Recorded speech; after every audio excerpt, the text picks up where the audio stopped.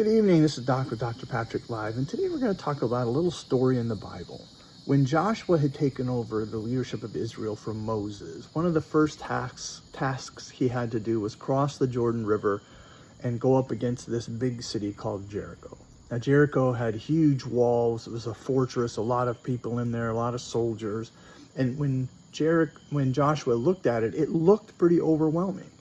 Then God told Joshua, have all the children of Israel cross the Jordan River and then circumcise the males.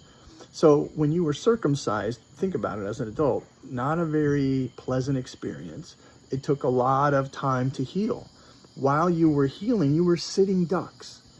So they had this big wall of Jericho, this mighty army there. They had crossed over, the seas behind, the Jordan's behind them, the fortress is in front of them. They're stuck in this no man's land. And all they had to go on was God's word. I'll be with you. They willingly put themselves in the place of being the sitting duck. But they didn't freak out. They didn't have anxiety. They weren't like, oh, woe is me. How was that possible when what they saw was overwhelming? It's because they trusted God. Not based on what they could see. Not based on what they could feel. They trusted him. And this ability to trust God transforms everything in our lives. Because if we can trust God, even in the midst of the most horrific things, we can find something to focus on that's positive. You have to find something to focus on that's positive. They focused on God.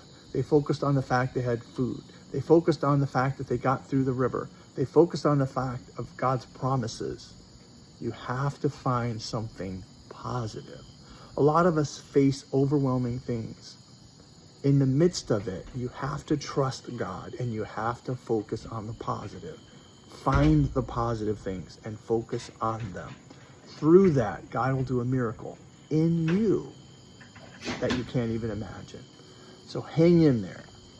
Have a great evening. I love you. You guys have a good night. Peace.